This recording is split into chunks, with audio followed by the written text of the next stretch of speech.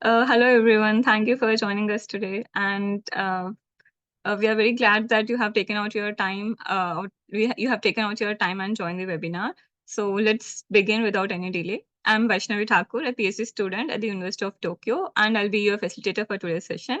So assisting me as sub-facilitator is Ms. Khushi Jhaveri.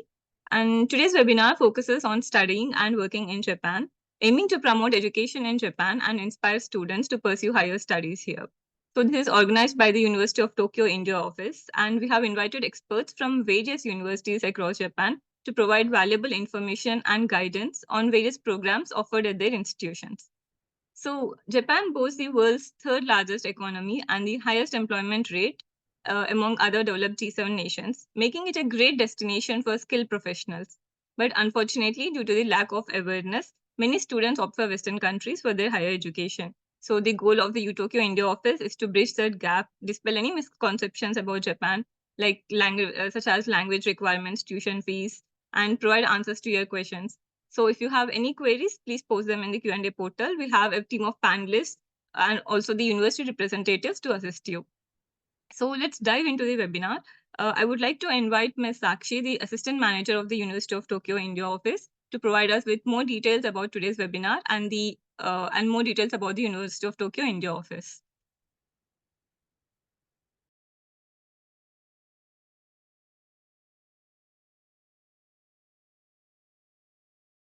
Thank you so much, Ms. Vaishnavi, for the introduction. So, hello everyone. Welcome to session 19 of Study and Our Career in Japan webinar. So, my name is Sakshi Roy, and I would like to express my sincere gratitude to esteemed panelists from renowned Japanese universities for their valuable contribution into this webinar series. So, thank you very much for attending this webinar and for your unwavering support. Now, for the introduction of our office, we are the part of Study in Japan Global Network Project in Southwest Asia by MEXT, and we are dedicated to provide comprehensive information on Japanese universities. And we are also committed to raising awareness about various higher education opportunities in Japan by organizing educational fairs and seminars across India. So these are all the basic parts of our office activities. Another thing is about the webinars. We are sponsored by MEX, the Ministry of Education, Culture, Sports, Science, and Technology in Japan. And from our webinars, our aim is to familiarize you with the top Japanese universities. During our online sessions, the universities will be discussing their English-based programs and scholarship opportunities that are offered by them. And this is providing you with a unique opportunity to learn about their programs and offerings directly from each university representative. So we encourage all of the attendees to listen attentively, and please engage with the university representative by asking questions in the Q&A panel. So there is a Q&A box or a Q&A panel within your Zoom. So you can just go and type your questions, and we'll try to answer your questions during the presentation. So thank you so much. Next, why should you choose Japan and why you study in Japan? So this is just a brief idea about the number of higher education institutions in Japan. In Japan, there has been approximately 700 plus universities as well as specialized vocational institutions. And if you choose Japan, moreover, if you choose Japan, it is consistently ranked among the top 10 countries for education. And some of the universities, Japanese universities, have been ranked among the top 500 universities in the world. So therefore, if you wish to consider your higher studies in Japan, you learn from some of the finest minds in the world and work in some of the most modern labs, and you have a chance to gain more international perspective. All right, so this is the email address of our office. In case if you have any questions after attending this webinar, please do not hesitate to contact us. We'll be very happy to help you with your queries. And I'll also share this mail in the chat box for your reference. Another thing is we are available on social media platforms as well. So you can stay engaged by following our Facebook page, Instagram page, and subscribe our YouTube channels.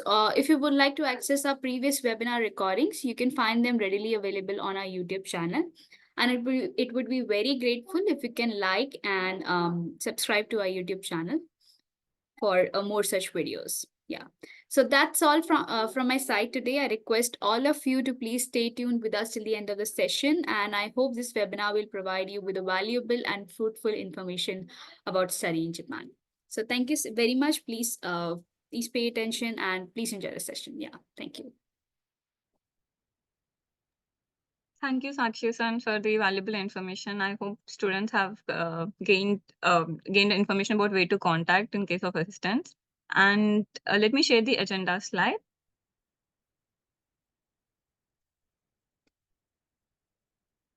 So next we have presentation by Ms. Khushi Jhaveri from the a graduate from the Keio University. She will also share her experience of studying in Japan.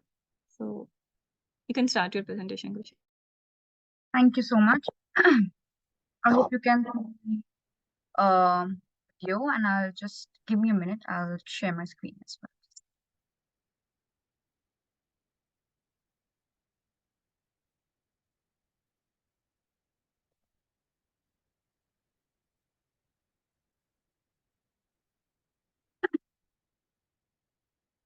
I hope you can see my screen. Yes. All right. So good evening to all the parents and attendees. Thank you so much for joining the webinar today. I'm Khushi Jhaveri, and today I'll be talking about study and work life in Japan. And I hope my presentation will help you make a decision on whether you want to come to Japan for higher studies. Starting with a little about myself. So I am currently residing in Japan. I've been living here for 22 years. And I'm a Japanese citizen, and I've just graduated from Keio University from the Faculty of Environment and Information Studies. I'm a recipient of a private scholarship from Keio University for 3 consecutive years. I've also received a research grant award for my research project. And I have work experience at the University of Tokyo in the office, Mitsubishi Fuso, US Japan Consulate. Moving on to why you should choose Japan as your destination for higher studies. So firstly, Japan is the third largest economy in the world with a population of 126 million. Is a member of the G7 summit and G20 with other developed countries. Japan ranks 9th in the Global Peace Index and has topped the Safe Cities Index for the third consecutive time. There are a range of international cuisines available, such as Indian, Italian, and Japanese, and even culturally appropriate food, like for vegetarians, is also available. Being a vegetarian myself, I can assure you that there are many vegetarian options available in Japan. Health policies have proved to be very beneficial to international students, as 70% of the costs are paid by the government. So if you were to come to Japan for higher studies, and monthly you would have to pay around 5,000 yen, which comes around 3,000 rupees, which is very affordable compared to the countries in the West or even Asia. So Japanese universities are categorized into national, that are funded by the Japanese government, private, that are led by private organizations, and public, that are founded by public entities. 77% of the universities in Japan are private, and in terms of reputation, national, public, and private universities are equally valued. In Japan, undergraduate programs are for 4 years. Graduate programs, which is master's, is for 1 or 2 years, depending on the program you're applying for, and doctoral for 3 years. The English programs in Japan are very well renowned, as they provide a range of degrees at a very affordable price in comparison to countries like Canada and the US. And also, for example, if you have a 3-year bachelor degree, that does not limit you from applying to Japanese universities. Even if you have a 3-year bachelor degree, you can apply to Japanese universities for masters. So please keep this in mind. So the fee structure is undoubtedly a very important aspect. So I'll elaborate a little on this topic. I believe Japan is one of the most affordable countries to pursue further studies, as the tuition fee for international students and domestic students is the same. As you can infer from this chart, the tuition fee of public universities in the US is 8 times more expensive, and private universities in the US is 6 times more. Most of the international students are provided with scholarships in the form of internal or external scholarships in Japan. So even, for example, even if you cannot get a scholarship, the tuition fee is much cheaper than many colleges in India as well. So I would highly recommend you to take this into consideration. And I've also listed a couple of basic documents that most of the universities ask for during application. And for more details, you can always check the application guidelines of the program you wish to enroll in. And in order to apply for the master's or the PhD courses, it is very important for students, especially who want to pursue engineering, to contact the supervisor of the program before the application period. So if, for example, if the application period is in March, please contact the professors in February or January. It's very important. So that once you get accepted by the professor, the process is very easy. There are 95% chance that you will get accepted by the university as well.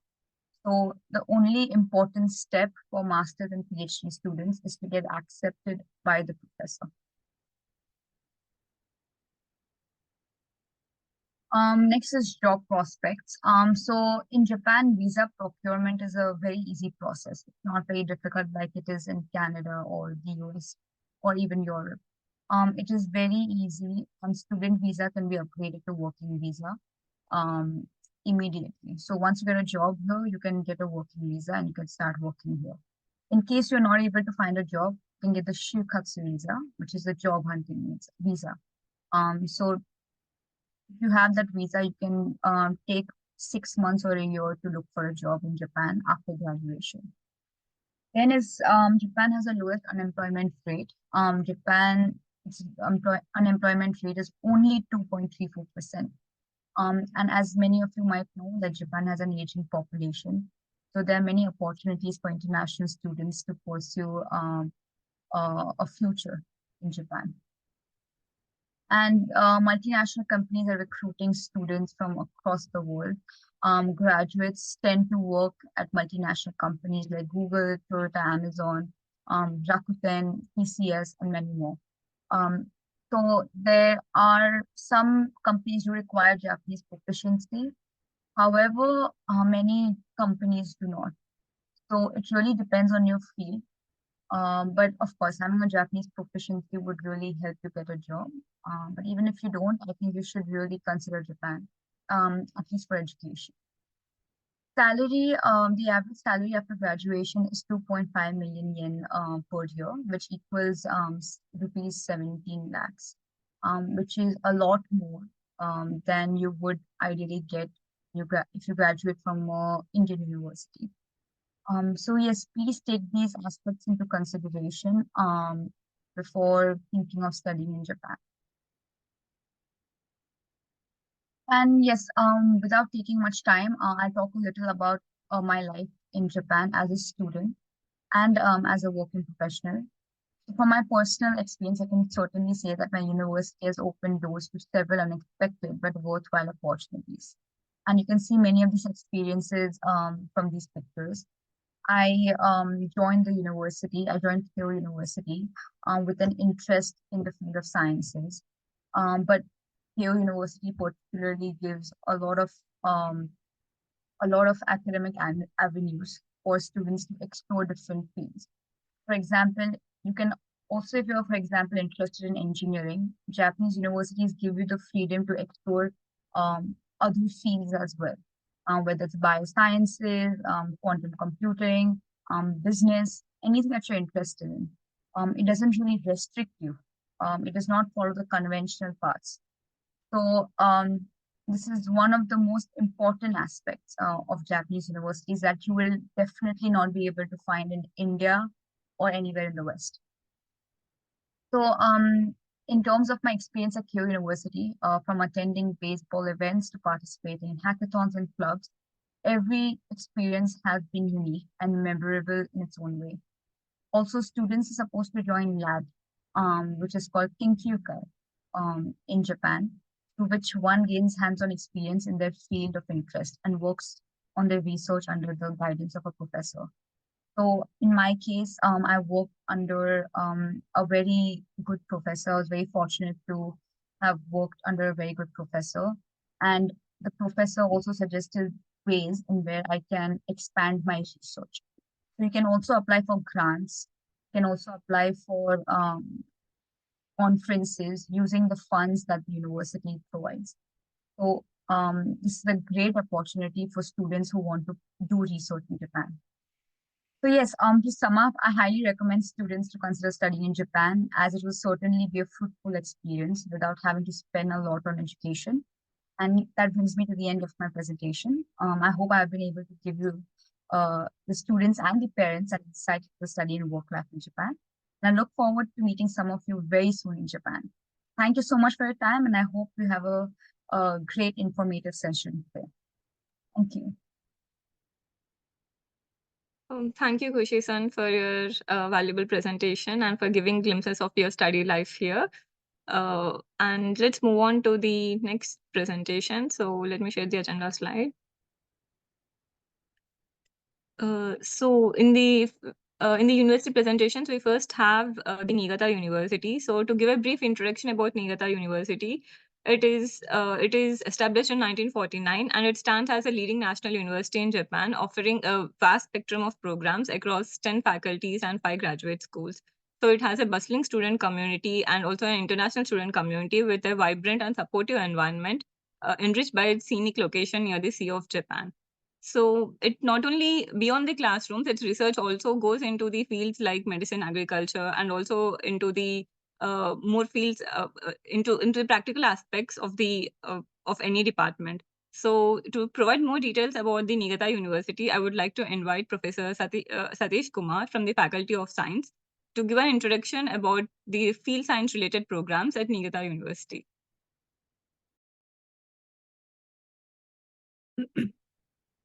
Hello, everyone.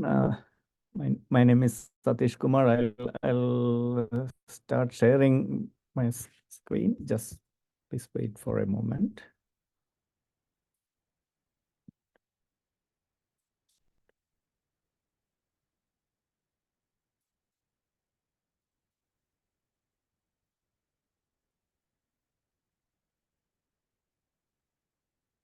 Okay, so hello everyone, and thank you very much for the organizers to give me an opportunity to talk about Niigata University.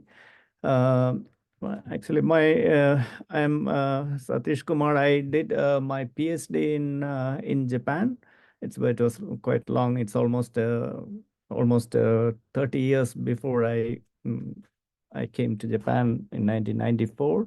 So it's almost the same day, February 8th, actually, I came to Japan exactly 30 years before. So at that time, I was a mixed scholarship holder, and I joined as a for my PhD in Osaka City University in Japan. And after completing my PhD, I was fortunate that I got a JSPS fellow, a postdoctoral fellow, and then I got absorbed in the same university in Shizuoka, very near to Mount Fuji. And I stayed there for about 13 years as a up to associate professor, and then moved to my professorship in Niigata University. My specialization is in geology. Of course, geology is a very special subject. Of course, all of you may not be aware of it, but you just take it as an example of, for example, today I am talking about field studies, but that is just an example for you to think about choosing Japan as a destiny for your higher studies. Okay, so let me move on with my presentation. And so where is Niigata? As Vaishnavi has already mentioned, it's facing Sea of Japan. Actually, I through my window I can see the ocean right across, because our university is situated very near to the Sea of Japan. So it's the 15th largest city, and also it's only just 2 hours by bullet train. So it's Shinkansen. If you take Shinkansen from Tokyo, it reaches very quickly. So let me just share a video. It's a 4-minute video about our university. Unfortunately, the narration is in Japanese, so I'll just reduce the that volume just to make sure that you just see the video. Okay.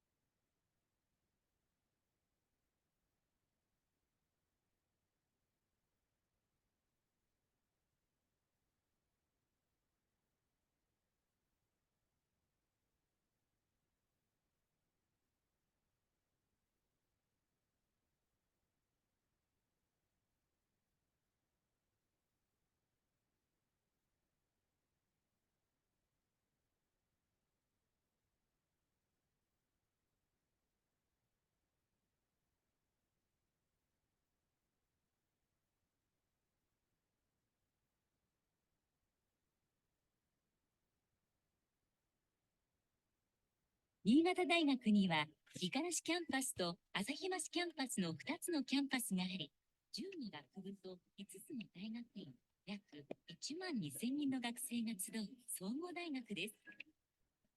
五十嵐キャンパスは8つの学部と3つの大学院の他に、県内最大の蔵書数を誇る付属図書館や災害復興科学研究所などを有する緑豊かな落ち着いた環境です。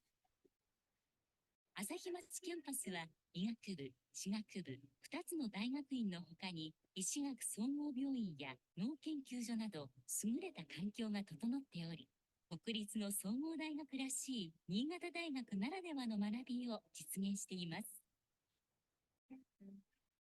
新潟大学は広大な越後平野に囲まれる恵まれた環境の中にあり、日本海側の地域から対岸のアジア地域に展開する地の拠点として存在しています。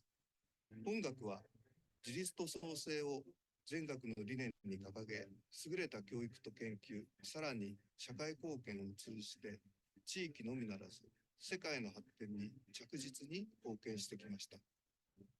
このように、本州日本海側ラインの中心に位置する大規模総合大学として、環東アジア地域を起点に世界の平和と発展に寄与することが全学の基本戦略の一つです。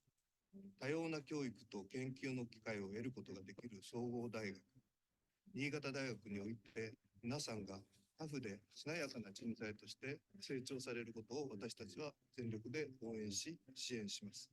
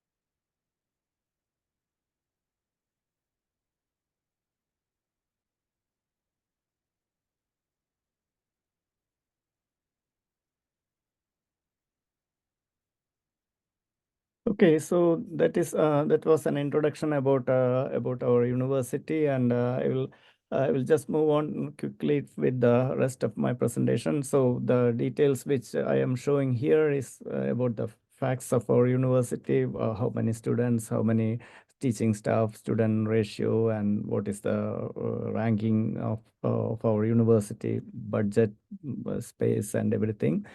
You can just go through this in our website as well. But just to say that when someone in the beginning was saying about, I think Vaishnavi was saying about there are 86 national universities. So where in terms of ranking, I would say we are around somewhere around 20th. So it's coming in the top 20 universities of public national universities in Japan.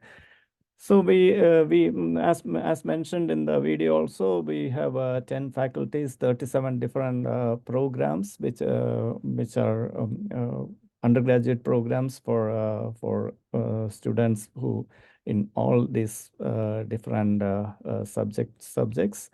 And we have 5 graduate schools, and I belong to Science and Faculty of Science, as well as Graduate School of Science and Technology. And in addition to the graduate school, we have this very important research institutions like Brain Research Institute, where very high-fi research is going on about. I will come to you later in a later slide. And then, of course, everyone knows that Japan is a place prone for natural hazards. So we have a research institute where natural hazards and disaster recovery is being research is being carried out there. And other centers include some ecological sustainability center in the Sado Island, as well as a full-fledged medical hospital and medical and dental hospital. I'll just introduce a few slides about our research. Our medical school, as I mentioned, we have a very good medical research going on, as well as a medical hospital where very high-end research is going on. And also the Brain Research Institute of our university is quite famous in terms that it was first one established in Japan, and which has a very huge collection of brain bank, which is very rare I would say it's top 5 in the world.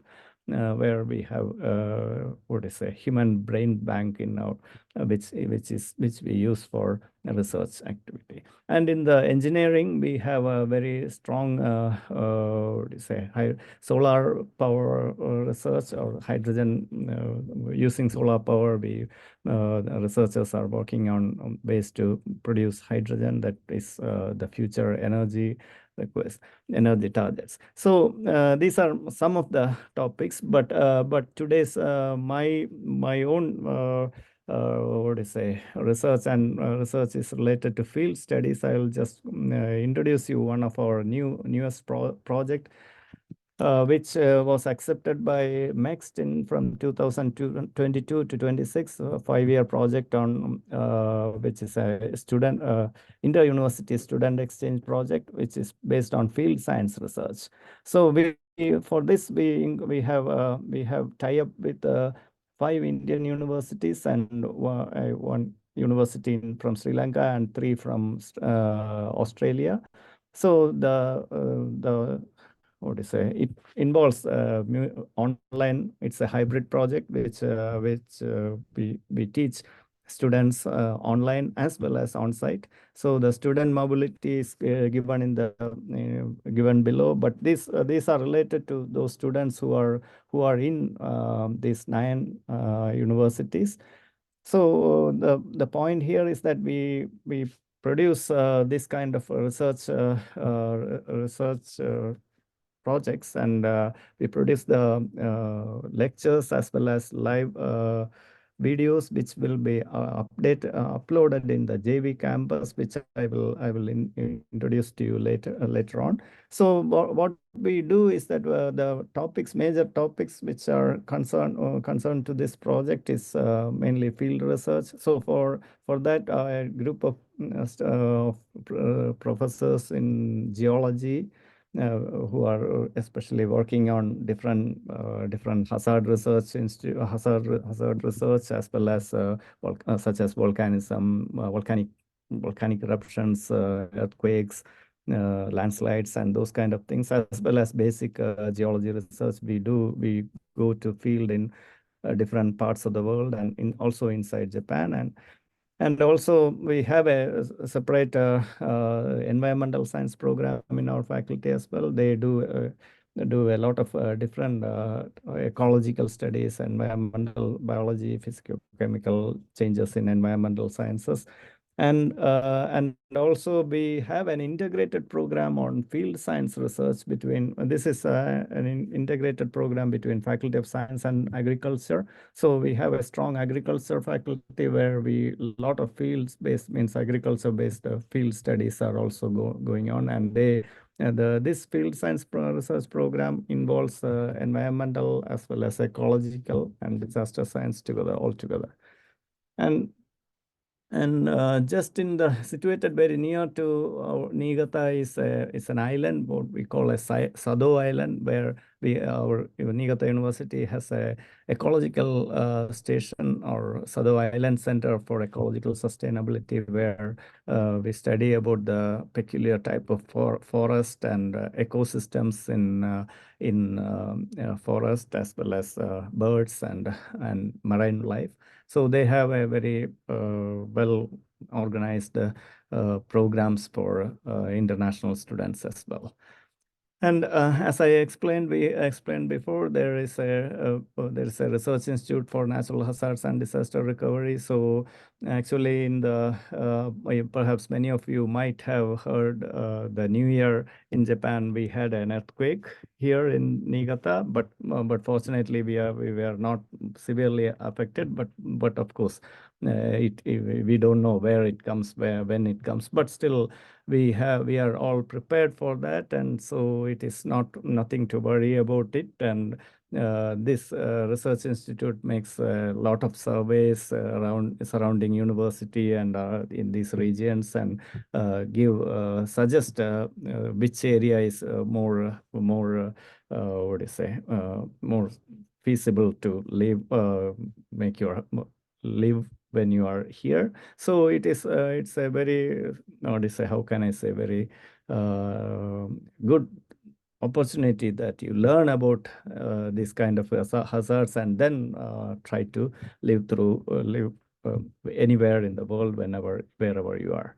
And this the project ESSERT is we have started last year with many different field localities. We had in-house lectures about how to understand about the geology or earth sciences or environmental sciences. And then we took for about 30 students from India, Sri Lanka, and Australia to different parts of Japan. And also we took our Japanese Niigata University Japanese students to Australia and India to see the different culture and different field sciences. And such kind of activities are going on. And you can see there is a site, or it's a website, where we have uploaded our first year field training for the students, those who have come from abroad. Those who are interested, they can check it. So regarding our partnership universities, we have with respect to India, we already have MOUs with 8 universities. The latest one is Delhi University, which we did in December. You can see here photograph of our president who visited Delhi University in December last month, and having an MOU for student exchange and other activities. And our major partners include IITs and Indian Institute of Science. And we also visited Indian Institute of Science, having discussions about future plans. And of course, we have the ongoing MX supported program on Earth. So Earth means sustainable Earth. Actually, we put it like that. And also other researchers who have different short-term programs or research-oriented programs. So I'll just rest of my 2-3 minutes, I will inform you about how to approach our university. You have website. When you look at the Niigata University website in English website, you can see there is a menu called Study at Niigata University, and then if you go there, you can see a flow chart over which is very clearly describing how to approach how to find a suitable supervisor or suitable subject which matches your interest, and then and also information about different types of scholarships which are available for students. Of course, these things we need to have interaction with your potential supervisor or potential researcher who would like to supervise you. And of course, there are some exemptions for fees as well.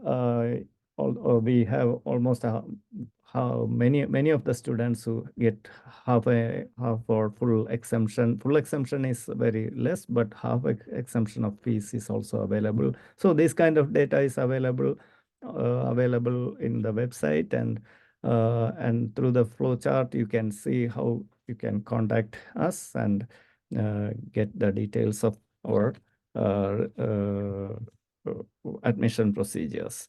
So other than that, I think I have almost shown you most of the things which I need. You can go to our website and get all the information, and we have a lot of foreign students, and especially because of the new project, we have short-term students who visit for 3 months or 6 months relating to field studies. But that means a good community is here. A lot of Indian students are here, and of course, you can see our students strength of international student strength is about 575. This is last November. So you have most of them are in, but more than around half of them are in science and medicine, and also humanities. Also we have student. So that's it. And Niyata, of course, in the last slide, where I would like to say that Niyata is a nice place where we can enjoy the seasons, all 4 seasons. We have a very good winter with snow, not in the city, but very near to the near mountains, and also spring is very beautiful, and as well the autumn as well. Okay, so if you have some inquiries, please do not hesitate, but just drop in an email over here. Thank you for your attention. That's all. Thank you, Professor, for such a comprehensive presentation, for covering all the details. It was interesting to know about the field research trip and various research activities going on in that area. Thank you. Let's look into the Q&A portal. So there are many students who want to know about the short-term internships or short-term visit programs. So are there any such programs offered in the university? Yeah, of course, that depends on the subject fields, whether they are interested. Even there are cases where, such as engineering students are here for short term, but at present we have only support for those with those universities where we have MOUs. They are being taken care of, but other students are always welcome, but financial support may not be available. That is the difference. Okay. Yes, yes, that's true. Like, for example, in summer breaks and in winter breaks, we can just contact a professor and just to get an idea about what work is being done, research. So we can contact and we can come through at our own expenses. True. That's true. Yeah. Thank you. And other question is about the intake. So usually is there only one intake in the university, or do we have like multiple intakes like April and September? Yeah, we have twice actually. In April and September, we have intake in not in the undergraduate level, but postgraduate level, both for masters and PhD. We have October first intake, and October and April. Yeah. April. Okay, nice. That is good to know. So other than that, I wanted to know about students' life and the university. So usually there is a very high misconception that we need to have Japanese language. So even though we are publicizing that we don't need to know Japanese language and there are English programs in the universities. So what do you think about it? So is there any such requirement? Yeah, actually, it's we do not, for masters and PhD course, we never ask for Japanese language efficiency. Japanese language is required for your life. That is, of course, everyone. I think at least in those in India, everyone knows that when you go to a different state, you need to learn a little bit of language for enjoying that place. So it's very similar to that. You don't need to worry about that. We will there are Japanese language courses here, and so we can learn, any student can learn easily, and also there are a lot of student interaction between Japanese students and foreign students. So it's not at all a problem but for undergraduate studies, of course it is necessary that we need, because we are not prepared with English language English lectures that much for undergraduate students. So for that, I do not recommend a student to come and join our university for undergraduate students studies. Of course, if they have a language ability, like they have taken in Japanese language courses, then there is a possibility. Yeah. Yes, Professor. Thank you. So, as a follow-up to the previous question about September and April intake, a student wants to know if there's any difference between scholarships. Like, for example, April intake students are preferred more for scholarships, and and there are a few scholarships for September intake. Is there any such Oh, differentiation? I don't think so. That again, everything depends on the competition at that particular point of time. We don't know how many students apply for scholarship and how many students are admitted to at that point of time. But usually April in Japanese students, everyone joins most of them joins in April, and so more scholarships opportunities are generally available in the April time, but again depends. For foreign students it is completely open Different. for, yeah. Yes, that's true. So thank you, Professor. And we can take up one last question, which is a student wants to know the timeline. So do you have, like, if the admission process is going on in Niigata University, so can you please let us know? Yeah. Actually, I think she has, or you yourself have already told that you just get in touch with a supervisor. That too, at least we prefer 3 to 4 months before, because Okay. our admission procedure is always a little bit complicated. We have to first of all submit all the documents and that get it verified by our office, and then, but with the support of a supervisor, it's always very easy. But please contact us with a good amount of time. That means 3 to 4 months. For example, if one wants to join April course, I would recommend them to contact in December. So that is the timeline because all procedures goes very smoothly if you contact early. That is Yes. That is very true, sir. So the application process and everything is very easy in Japan. So it doesn't take lot of much effort, but the only thing is we need time. So we need to allocate some time, and if we contact, like you said, like the professor or the administrative staff, they guide you through everything like step by step. So that is very true. We need to do that in advance. Yeah, Yes, exactly. thank you, Professor. Thank you. And I think the other questions can be answered later in the Q&A portal. So thank you so much for joining us today. And it was very interesting to know about your work as well. And Thank you hoping to very see you much. again. Yes, Thank you thank very you. much. Thank you. Okay. So moving on, let me share the agenda slide.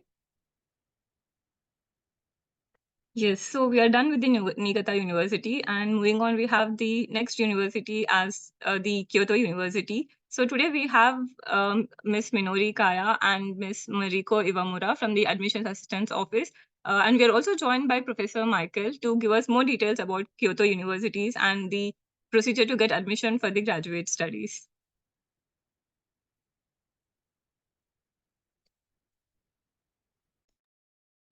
Okay, thank you very much. So let me first share my screen.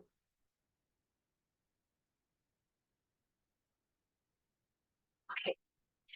So hello everyone. I'm Minori Kaya from the Admissions Assistance Office in Kyoto University. Thank you very much for joining us. And for our session, so I would like to give you a brief introduction about Kyoto University in the next 15 minutes.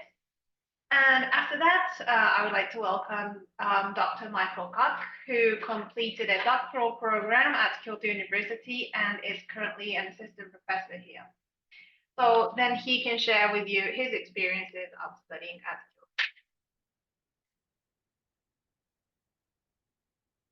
So let's start with this question: why Kyoto University? Well, Kyoto University was established in 1897 as the second oldest national university in Japan. It has been the top leading research university in Japan, and we have actually had 11 Nobel laureates to today. So I think we can say that the university has been highly recognized around the world. I have put on some world university rankings here. I couldn't say that these numbers necessarily show everything about us, but it can give some ideas. So we have been ranked 46th on the QS World University Ranking and 55th on the Times Higher Education World University Ranking. Now, when introducing Kyoto University, I feel that academic freedom is a key feature that we cannot forget. We value students' independence and interactive learning to pursue their interests and stay open-minded to all kinds of ideas in research. With this policy, we have had many award-winning researchers, some of whom you can see in the slide here. So researchers and students can perform their original, unique, and creative research under the academic freedom. And students also have the opportunity to study with the world's top level researchers.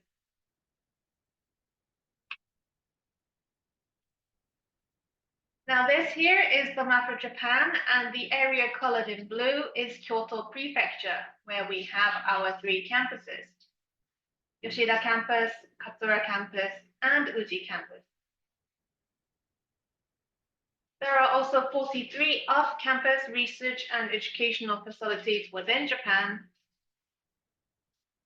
and 67 facilities outside Japan. So researchers and students have access to locations to carry out their research across Japan and around the world.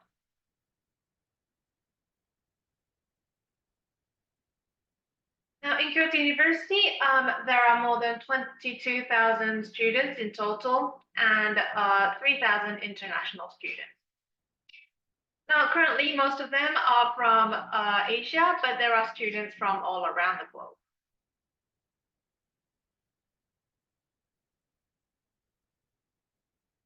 So next, I would like to introduce to what it's like to live in Kyoto, where we have our campuses. So my first point is that you can experience Japanese culture and tradition in Kyoto. Now, Kyoto City has been the ancient capital city of Japan, which remains as the cultural heart of the country today. In broader Kyoto area, there are many famous tourist destinations, including 17 UNESCO World Heritage Sites. Also, in Japan, there are 4 seasons in a year, and this means that you can also enjoy the different expressions of the beautiful city throughout the year. So there's cherry blossoms in spring, fresh green before summer, autumn leaves in fall, and snow in winter. Now, Kyoto is also a modern, convenient city. Since it's a fairly big city, you can find pretty much everything you would need. So there's many shops, cafes, restaurants, cinemas, museums. There's actually even a zoo and an aquarium in the city. Kyoto is also an innovative city with many global companies, such as Nintendo, a famous game company, which some of you may have heard of.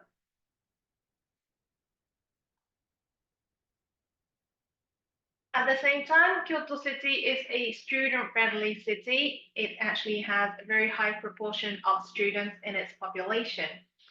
So around 1 out of every 10 people are students. And the average living cost per student in Japan is said to be around 93,000 Japanese yen, which I think is around 52,000 Indian rupee now. Now, this is the average living cost in the whole of Japan, but the living costs in Kyoto can be very reasonable than big cities in the US, UK, and other countries as well. For accommodation, we have 6 international houses. One of the picture you can see to the right-hand side here. The monthly fee for single rooms is around 7,000 to 20,000 Indian rupee, which I think is a great deal.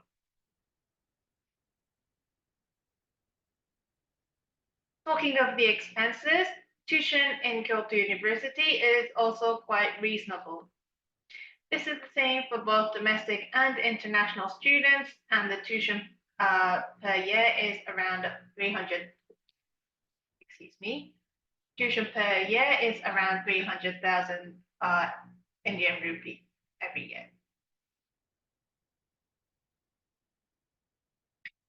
So now let's take a look at our degree programs. Now, Kyoto University is a comprehensive research-oriented university, and we offer programs in diverse fields across 10 undergraduate faculties and 18 graduate schools. Now, the basic language of education is in Japanese, but there are also programs for international students which do not require applicants to have Japanese language proficiency at the time of application. So for undergraduates, we have 2 types of such programs. The first one is the International Course Program of Civil Engineering, which is an English taught program. As the name says, the program focuses on civil engineering and is composed of 4 main fields: infrastructure planning, geotechnical engineering, structural engineering, and hydraulics. So if you may be interested in any of these fields, I do advise you to check the program website to find out more. The second program is the Kyoto University International Undergraduate Program, which we call Kyoto IUP in short. This is a unique 4.5-year program where students acquire Japanese proficiency through the program. So what happens is that students will first start from a preparatory course, including intensive Japanese training first, and then proceed to the undergraduate program in various study fields. Currently, this program is available in these 8 faculties.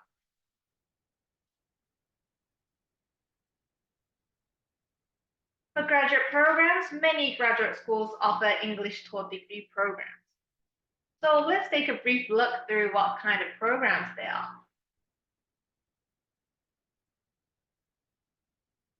First, in the Graduate School of Engineering, there are 3 types of program which mainly covers fields related to civil engineering.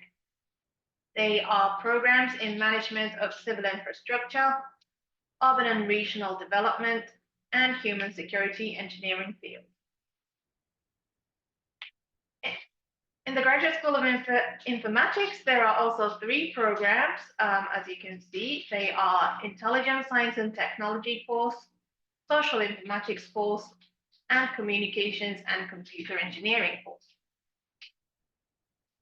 Next, the Graduate School of Energy Science has an International Energy Science course, offering students the opportunities to study energy from a very broad cross-disciplinary perspective, along with an in-depth understanding of their own major.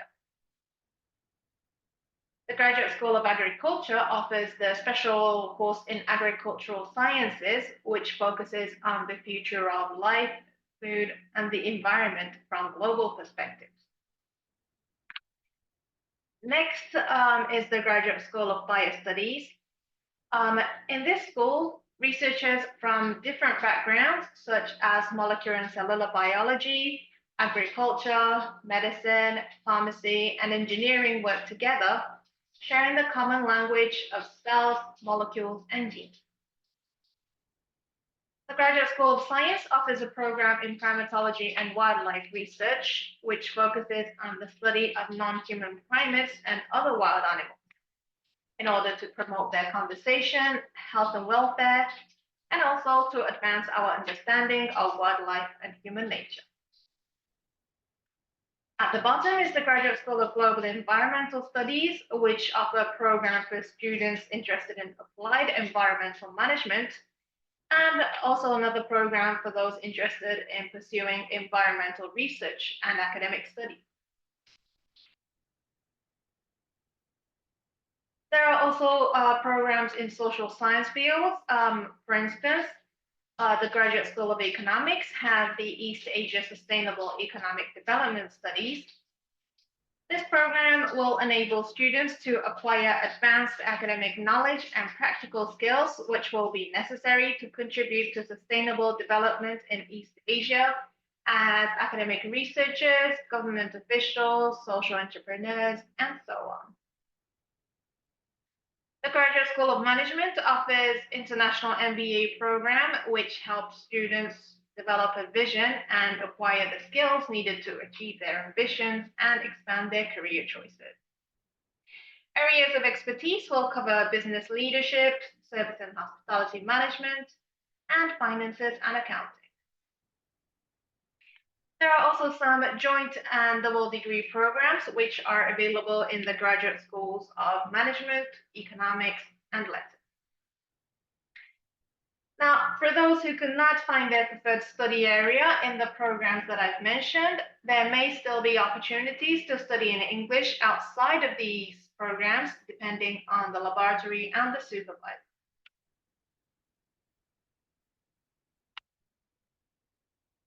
To apply for our graduate programs, the first thing you need to know is that application details, including the schedules and the requirements, totally vary depending on the graduate school and the program.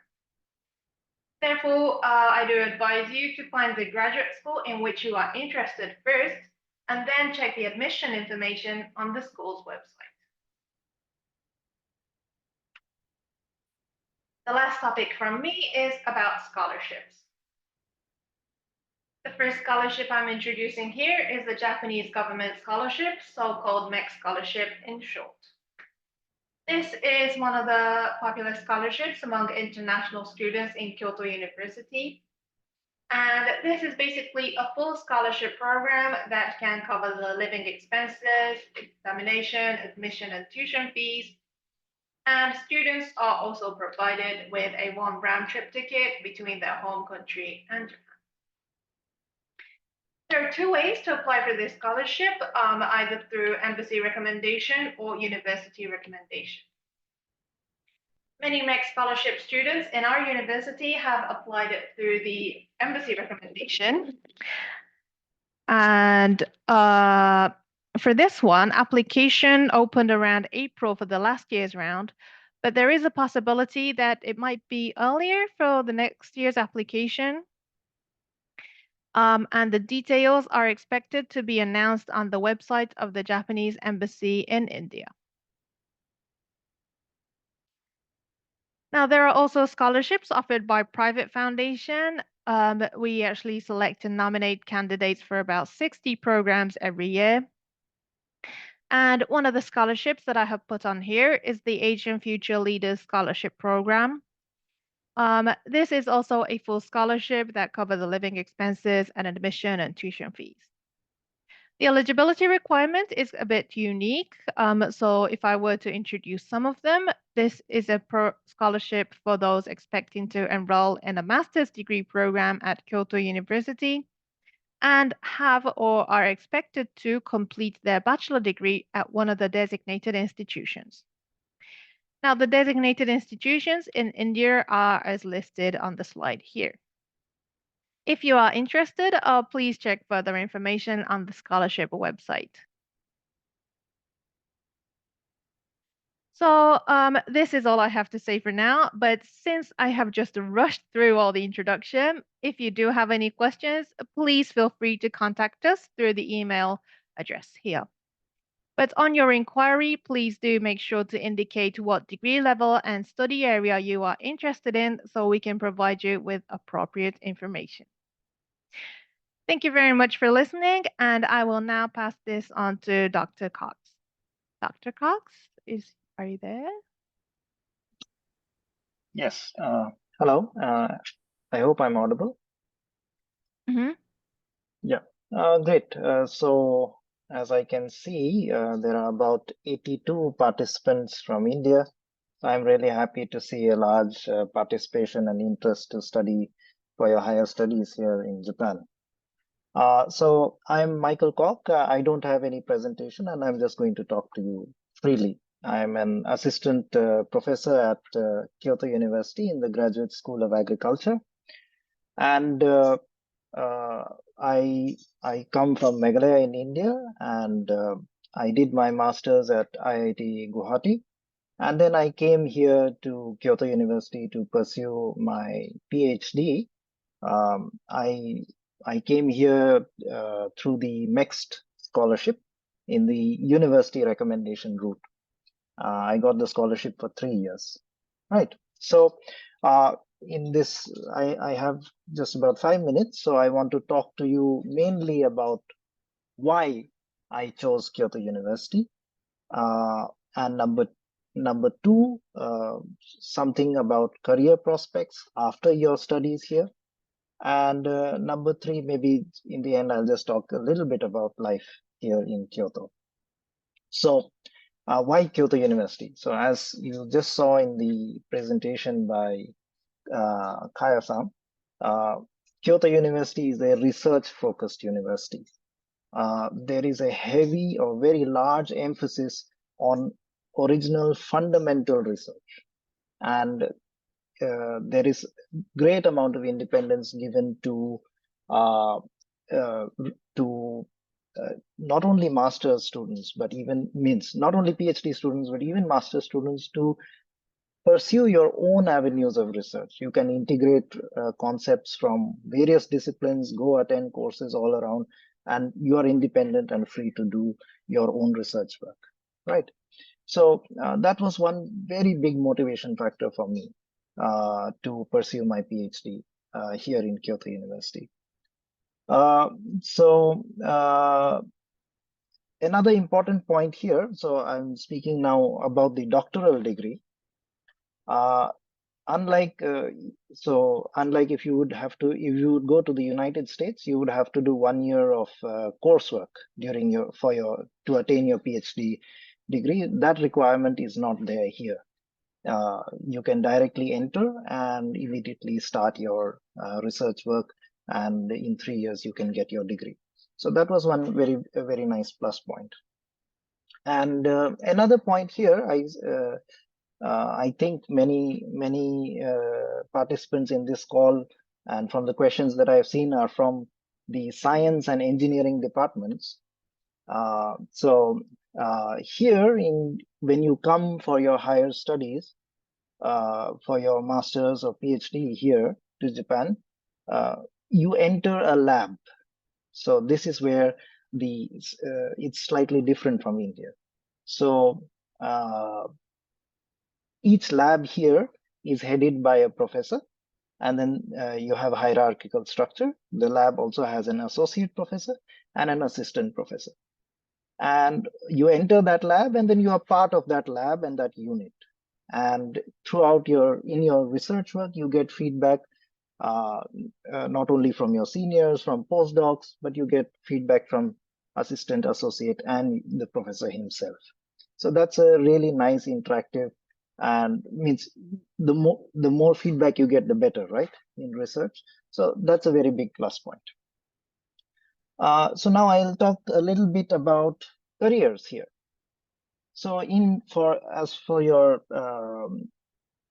the main thing I would say here, if you want to pursue a career after your studies, is that you need to know Japanese. So for your education here, you will not know Japanese. It's not necessary, but I think from what I have seen here, Japanese is necessary for entering the workforce. So here when you come to study, of course, in Kyoto University, you can attend Japanese language classes for free. So in your master's, you can attend the classes for 4 semesters. In your PhD, if you come for PhD, for 6 semesters, and you will pick up the language.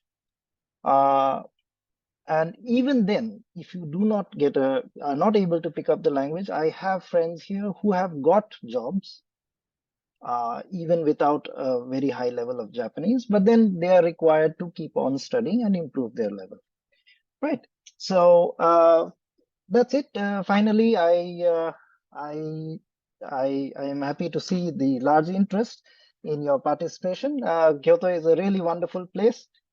Come, you'll really enjoy. It's a scenic place, and I have really enjoyed my time here. And I hope to see many of you here in Japan, and especially at Kyoto University. So thank you.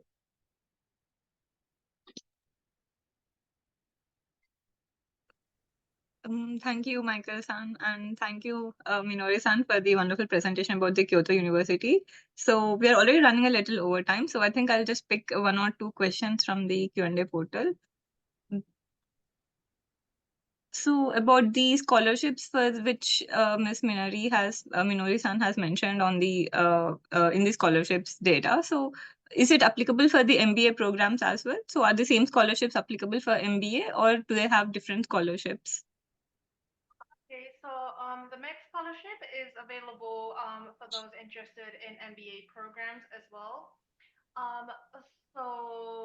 So it's not just limited to specific departments. So if you're interested, I do advise you to check the website of the Japanese Yes. embassy in India. Okay, yes, that is great. Thank you. And I would like to ask one last question to Michael-san. So when you came here as a PhD student, so what was one of the biggest challenges you have faced here, and how did you overcome that? So that it gives an idea to the students like what they can expect here.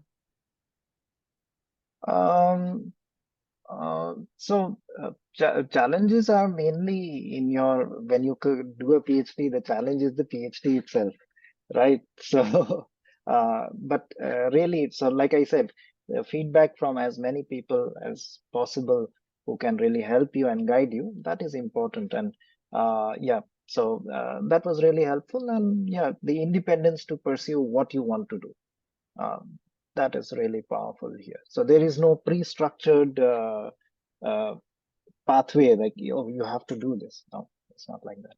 So that is independent research is really it's a highlight. Yeah, thank you. And so after your PhD, when you are transitioning into the assistant professor role at the current university, so what was the process like, or is it like what are the opportunities for the PhD students? So can they easily get converted to a postdoc or the positions in academia? Yes, so here, so there are various opportunities. You can either you can get a postdoc, enter academia. How to do this? That is the main thing. So in Japan, like so, as I mentioned in my talk, you enter a lab, a particular laboratory. That is really helpful. Networking with seniors who have graduated from that laboratory is a real asset here in Japan, which I think is not available in many places around the world. And that is how most Indian students I know have got their jobs after their postgraduate studies. That is through internal networking from their lab itself. So, yeah. Of course, other avenues are possible where you can go to job fairs, or you can directly apply for jobs. But this internal networking is a real asset. Yeah. Yes, great. Thank you. Thank you for sharing your experience and also your advice. So I hope many students will consider to join Kyoto University. And I think we can end the university presentation here. So, but before leaving and before proceeding to the other university, I would like to request all the universities to post the university details in the chat box, like the contact details, so that the students can contact you if required.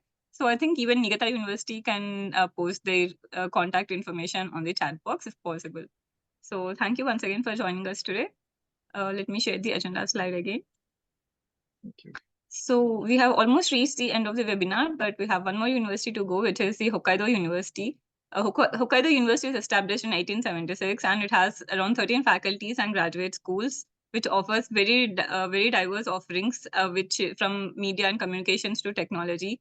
And it is also it is in one of the Japan's 5th largest city, and it has a very vibrant community among the stunning natural beauty. So to provide more details about the university, I invite Professor Okino, Professor Ram, and Professor Vasudevan to provide us more details about the university and their research experience here. Thank you.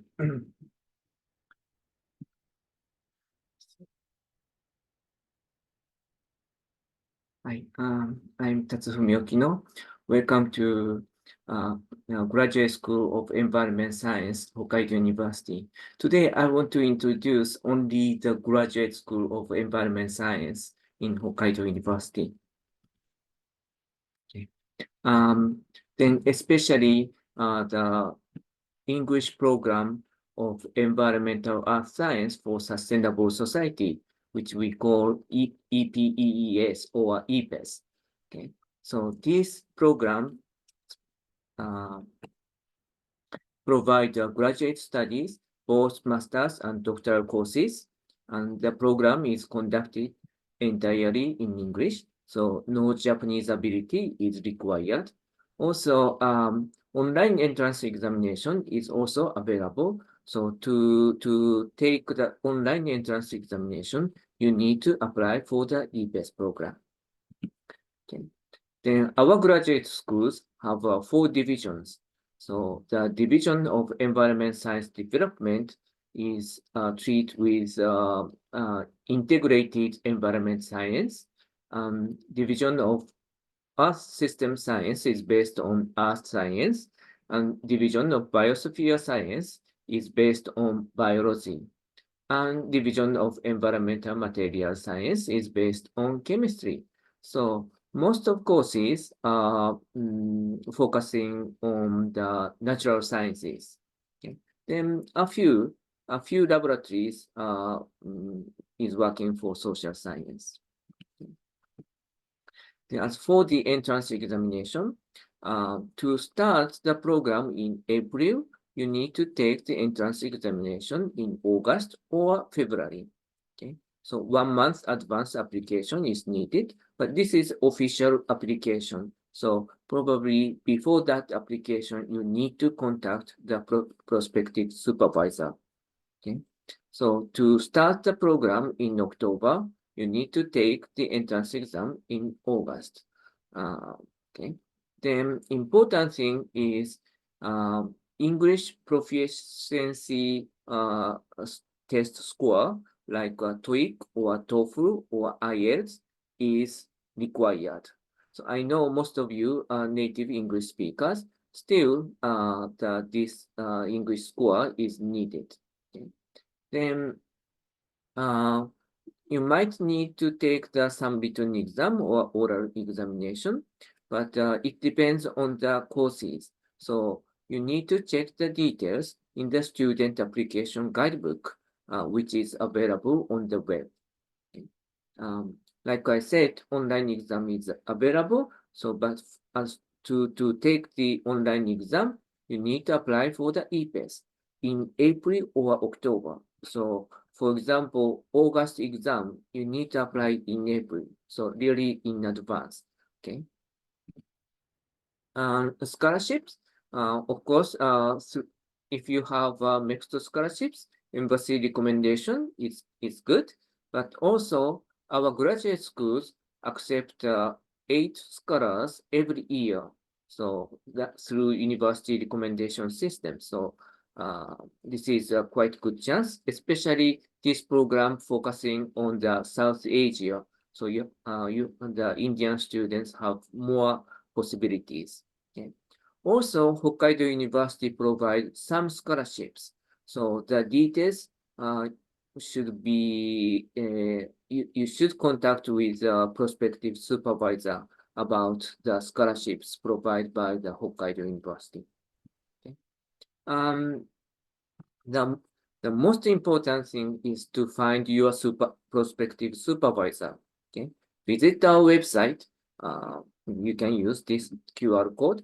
Then you should check the website of each professor. So each professor has a website. So check the details and then find the professor whose research interest fit yours, and it's important. Then you can contact them directly to each professor by email. Then it's important for you to write what kind of research you are interested in. So if you write just a general emails, maybe you might not receive a reply. So please show that you are really interested in his or her research. Okay? So I want to see you in Sapporo. Thank you. Then maybe Dr. Lam, I will.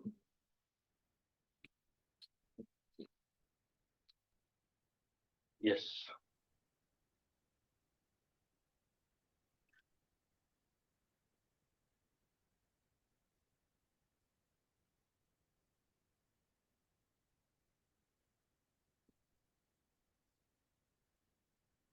Yes, thank you very much, Professor Okino. So good evening, everyone, and thank you very much all the participants who are joining this webinar. So I will briefly introduce about whatever research is going on in my laboratory. Basically, in my laboratory, we are focusing on how we can use the geospatial data for the implementation of sustainable development goals. So the notion of this talk is how we can use the geospatial data for the implementation of the SD, especially in the data scarce region, with the overarching goal to develop the methodologies and the data that can support the implementation of SDGs.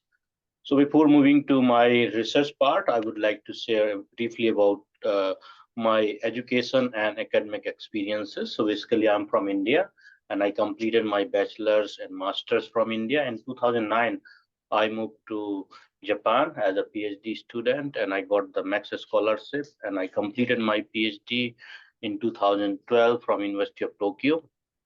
And that time, it's really expanded my horizons in the field of academia.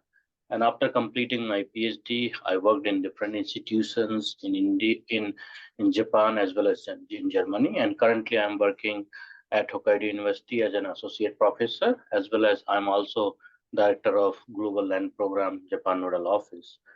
So now let me briefly introduce about the research that we have been conducting in my research. So basically, we are looking into how we can use the multi-spatiotemporal data sets and how we can apply different type of machine learning, deep learning algorithms that can support where we can process the data and that can support various challenges related to the sustainability. And as we are moving towards after the implementation of the SDGs, so we need to look into how we have implemented certain policies, how those policies are performing, and if they are not going in right direction, then we need to make some fine tuning or we need to modify those policies. So therefore, the data plays a major role. In fact, when we had implemented the Millennium Development Goals, that times the policymakers, they also have realized the importance of the data. So therefore, we are in my laboratory, we are working towards developing the methodology, developing the data sets that can support the implementation of SDGs, especially in the data scarce region. And the beauty about the geospatial data is we can use the same data for various for studying about the various thematic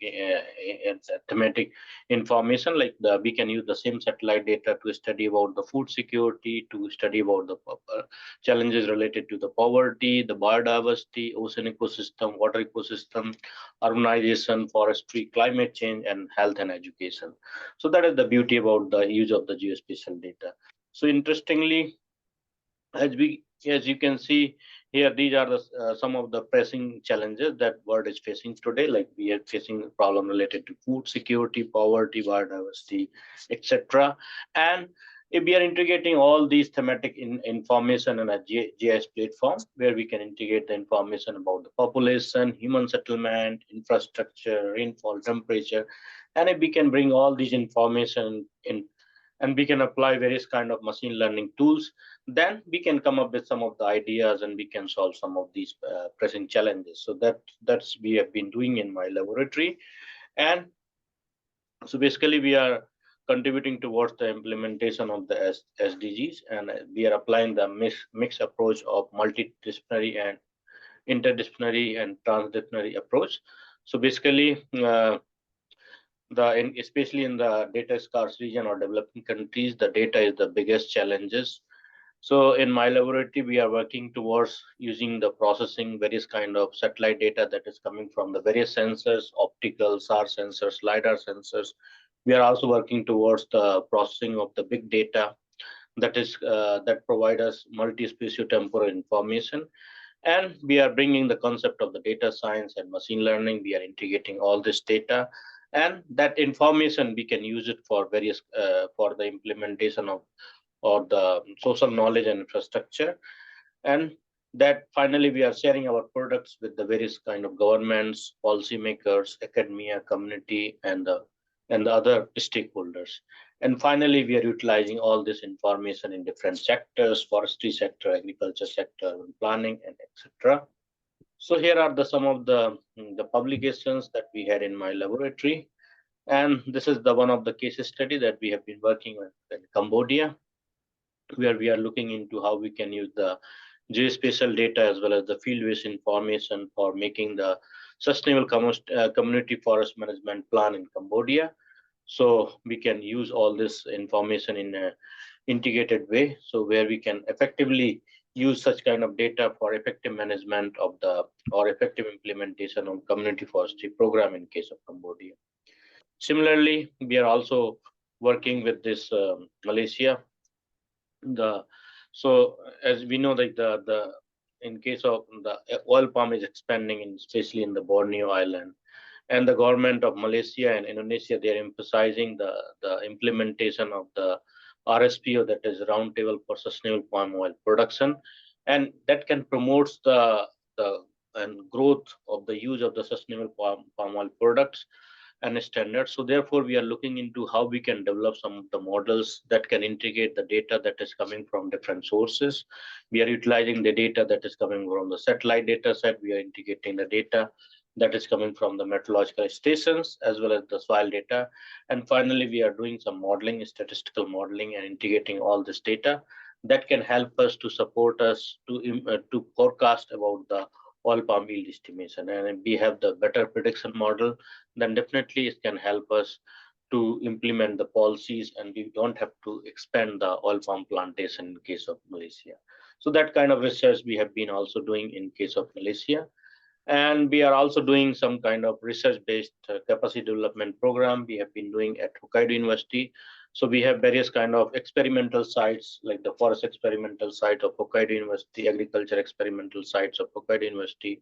We are flying our drones and collecting data. We are developing various kind of methodologies, and finally we are bringing these methodologies to the ground by developing various kind of capacity development program, and we are teaching the students and the various kind of stakeholders how to collect the data, how to process the data, and we are also sharing the data and methodologies to these stakeholders.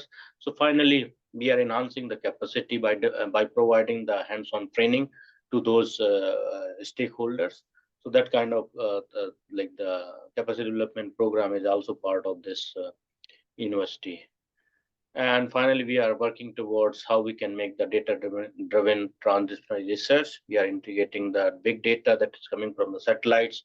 We are also integrating the data that is coming from the social media as well as the socioeconomic data. And finally, we are looking into how we can integrate all this data to make the transdisciplinary research where we can solve the real challenges that we are facing today.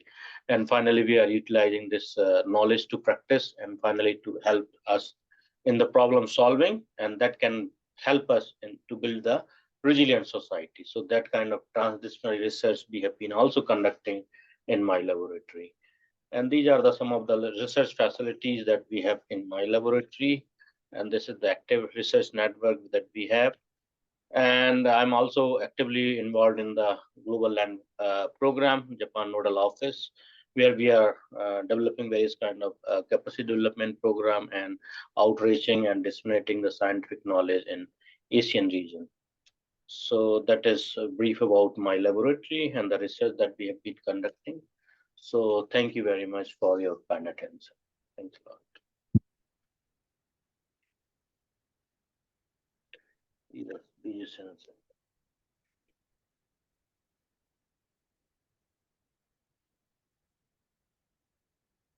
Yeah, I Dr. cannot. Vijay Sensei, you can start your presentation. Very apologies for being late. Actually, I had a problem to join also. Now I could connect. Thank you very much. I will share a screen for the students. I take 5 minutes. My name is Biju. I am also from Hokkaido University with two affiliations. One is at the Graduate School of Environmental Science, where Professor Okino and Professor Ram also working. And that is a graduate school. Students are affiliated there. And the second, my primary affiliation is in the Research Institute for Electronic Science, where I will show a little details about that one. And as you can see here, let me bring a pointer. You can see the Graduate School of Environmental Science is close to Sapporo. If you know that Japan itself is in, very in the very northeast, and then Hokkaido itself is again the more northeast part of Japan, where the main city is Sapporo, and the Sapporo city and the university is actually in downtown, very conveniently placed for foreigners and of course for Japanese as well. So here is the Graduate School of Environmental Sciences here, and where I teach and also collaborate with my friends, and also then my primary affiliation is in the northern campus. Of course, it is connected by the campus bus running between these two. So you can go to the Research Institute of Electronic Science, where the picture you can see. So this institute, actually, this is called the Institute for New Interdisciplinary Research and Education. It is a hub of Hokkaido innovation, creation, nano engineering, and measurement support work. I know most of you are from the discipline of environmental science directly. My background is mostly chemistry and material science, of course, physical chemistry and material science, because that is why my affiliation is in the Electronic Science Institute. So let me go through this one. So about this institute, about the graduate school, already you heard from Professor Okino and also from Professor Ram.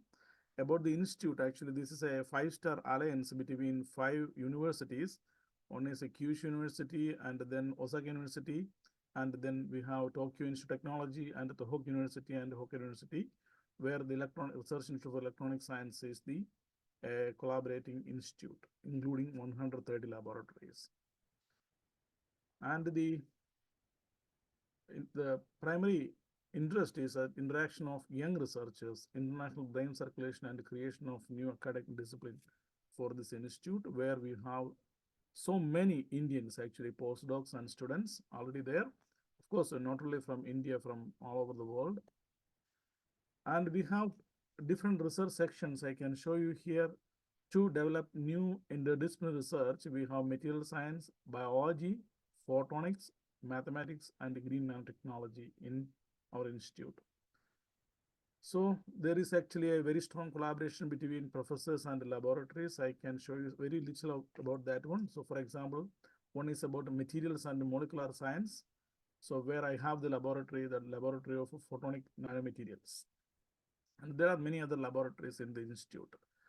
15 laboratories are there. My laboratory is only one of those things, and I can show you some of the things. And before that, there is also another organization called Collaboration Office for International Alliance, where students and faculty members from different countries can collaborate and interact and then find visiting position, etc. is there. In addition to that, we have a Nikon Imaging Center, and we have a research support department with that is called a Global Facility Center for doing cutting edge research using the most modern devices. I will show you some of those things. So coming to our research, we have this one. This slide can beautifully demonstrate. I think if you look through the titles, you can understand what is about. It's mostly about fluorescent molecules and nanomaterials, and then we have molecular technology and nanotechnology on one side. Then we use a single molecules. Maybe you can just remember the chemistry that you studied in your high school or junior high school. That is enough to understand all these things. And we use techniques like you can see here, like methods like spectroscopy, and we have steady state spectroscopy, time resolved spectroscopy, And also we use Raman spectroscopy, UV visible spectroscopy, and time correlated single photon counting. And microscopy also is there, fluorescence, atomic force microscopy, scanning transmission electron microscopy, and scanning electron microscopy. These are the techniques we use. Some of these things, which most of them are in my laboratory, and some of them are in the Global Facility Center, which is in the same building of my institute. Show you some of the students, I mean, very early students. Actually, my laboratory has 3 staff, myself, and then Associate Professor Yuta Takano, and the assistant professor, I'm sorry, it changed. The new assistant professor is there. You can see, visit the lab and see, and there is a new assistant professor is there, and some of the early students also there. My secretary is also there. And the key point is we have a global network with many laboratories in the US and in 2 countries in Europe, and of course many institutions in India, which I showed below, and then in Eastern Asia and Southeastern Asia, Singapore, and Korea and China, Hong Kong also.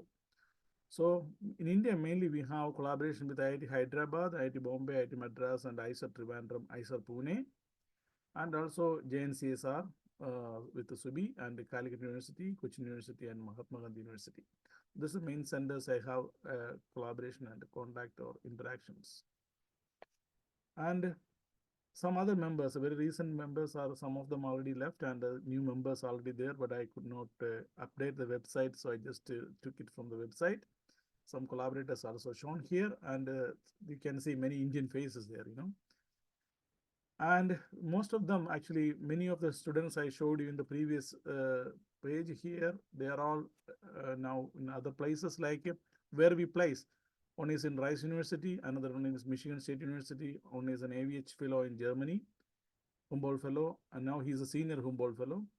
And in KU live in Belgium, and then Southern University, Louisiana, or University of Melbourne, Louisiana State University, etc., etc. And one recently became an assistant professor at Osaka University, and one in Calicut University, and like that one. So people are getting nicely placed, I think. Of course, with an academic interest, they come here, mostly want to go to postdoc or get an academic position. And these are some of the research highlights. I cannot explain everything about the research. As I told you, we use nanomaterials and molecules, and then we use spectroscopic methods to study those things. And these are some of the, actually there are like around 40, I think. I cannot put everything on this. The featured articles on the front or cover of international journals. So, and the most important thing is actually also Professor Okino mentioned, this is the final slide I have. Scholarship in Japan. Whenever I go to India to give a talk, and they are more interested to listen to this kind of thing than listening to the scientific aspect, because students from India, they have motivation to go outside India. So Japan is one of the best destinations, as Professor Okino mentioned, and Hokkaido University particularly, and our graduate school. So we are very open for international students and Indian students particularly. And we find the Indian students do very well here. So it is actually a good opportunity. And there are scholarship like university recommendation or embassy recommendation. For the embassy recommendation for the chemistry, I am the chair. So I see the applications. Last year we had around 200, more than 200 applicants for chemistry. And the government of Japan decided last month in January, they decided to increase the number of scholarship from India. Previously, it was only 35. Now it is going to be increased to 100 through the embassy of Japan in India. Then we have mixed scholarship, other like for UG, PG, PhD.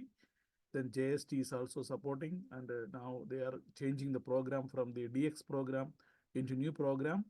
And NEDO sometimes support postdoc, of course, sometimes through the project students, etc. Then we have the local government and private foundations, many in Japan, and JASO for some scholarship, and JICA definitely, and so on and so on. So there are many opportunities. As Professor Okino mentioned, the key point is to contact the professor, and then the matching between the interest of the student and the ongoing research in the professor's laboratory. In addition to that, the timing of the funding availability are important. These are the things I wanted to share with you. Thank you very much for listening to me, and you can have a discussion for all the three members, depending on the time available, and I am changing to Professor Okino. Thank you very much.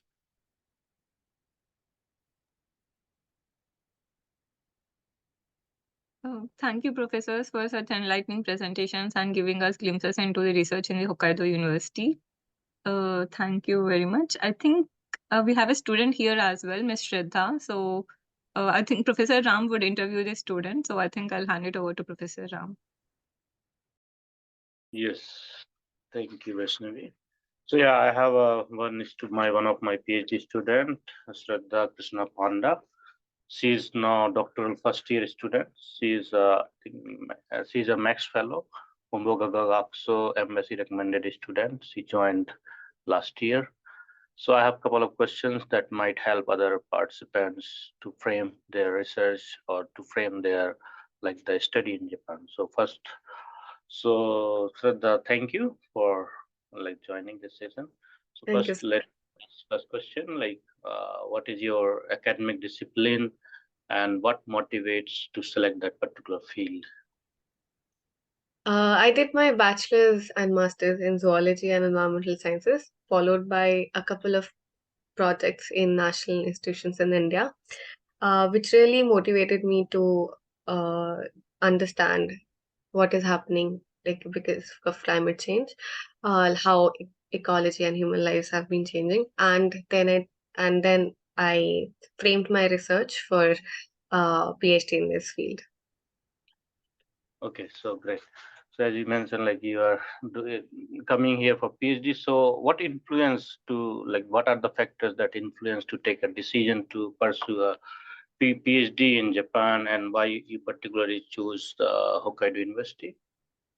I believe India and Japan have a lot in common, like the amazing amalgam of technology and culture with such futuristic development, and while also encouraging its communities to uphold their traditions.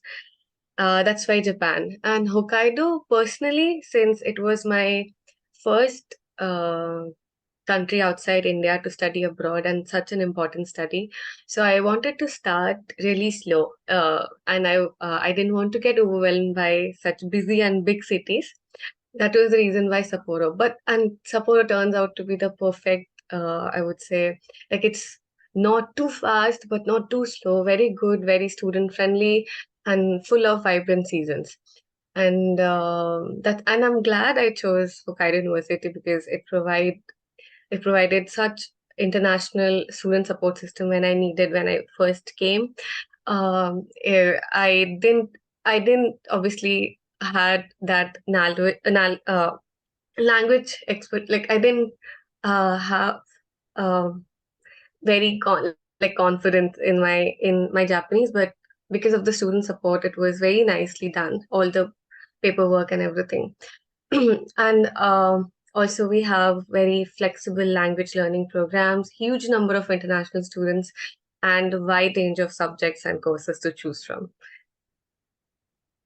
Great. So do you have any advice for the aspiring applicants? Because you also prepared your academic journey to Japan, so you might have learned some pros and cons. So do you want to share anything?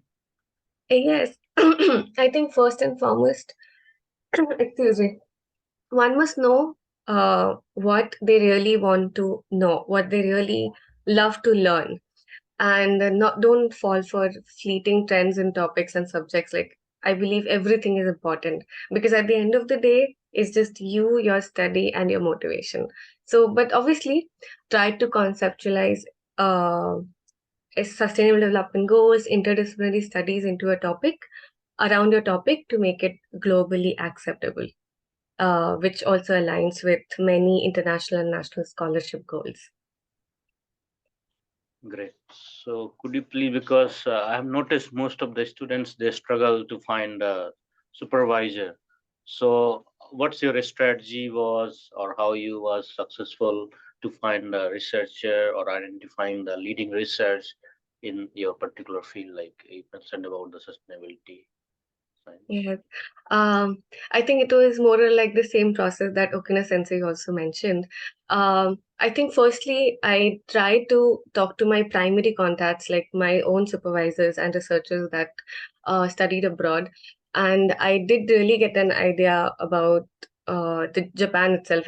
We normally don't think about Japan as our first um, country to study abroad, but thankfully I got, and then I checked out. Then I think if one knows which university or which state, which university they want to take admission into, they must look for the websites.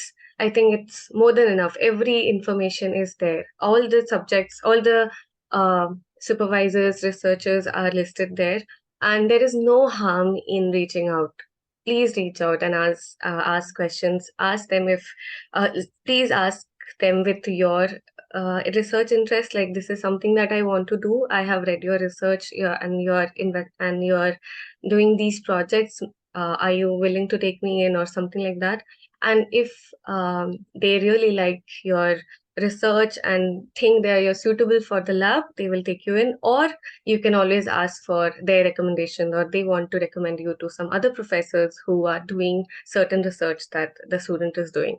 So, and I would say it should, and preferably start this process in your last semester if you don't want to drop a year.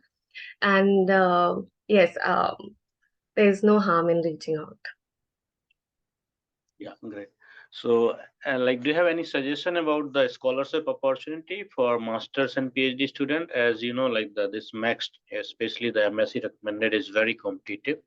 So, do you have any suggestions for the students who is applying for next or other scholarship?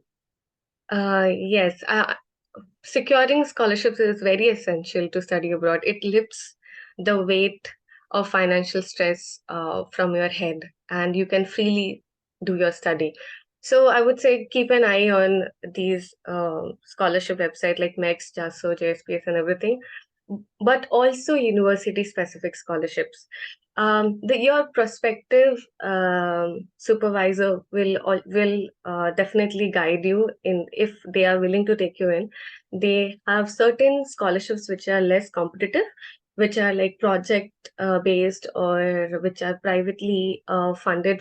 They are private companies or organizations that do provide very good uh, support to study. So I think, and also there are many information like in university websites that are keep coming in that take students very regularly. So that can be done. Great. So, can you give some insights into the academic or personal aspects of student life, especially in Japan or in Hokkaido? Yes. As Ko-san also mentioned this, that student life in Japan is offers autonomy. You have like you can decide your study, what you actually want to do. It's not very hand holding. They let you do what you want to do. So it's the research lab is very equipped with the labs are very equipped with a lot of technologies, and everything that you want to do is readily available. And there are diverse learning opportunities. You can even being here, you can apply to other internships and all, and even go around the world. A very supportive environment with its rich experiences. And beyond academics, I think for me, I think that was one of the primary reason to come here is Japan is very safe. Is very safe for international students. Obviously, there is a language barrier, but people are very kind, very helpful, and it's going to be almost a year for me, and it has never been a problem for me. And yes, there are varied range of fun activities to do in different seasons. Now we are going for skiing and snowboarding, but my favorite is cherry picking in early summer. So do come to Japan and study. Yeah, Shraddha, thank you very much for your Thank you answers. so much. Yeah, Vaishnavi, yeah, you can take over from here. Thank you, Professor, and thank you, Shraddha, for giving us a glimpse into the Hokkaido University. It was really very enlightening to see you all and to have this discussion. I hope the doubts which students have, they might have been clarified. And in case they do not, so please contact the Hokkaido University. The details are posted in the chat box. So we have almost reached the end of the webinar. So thank you for your attention. And also I would like to express my heartfelt gratitude to all the presenters and panelists from various universities. Your insights, knowledge, and experiences and the research being carried out in the universities was undoubtedly very motivating to the audience. And we are very grateful for your time. So thank you very much for joining us today. So we hope that the information provided has been insightful and it will help you in making an informed decision. So thank you once again for your presence.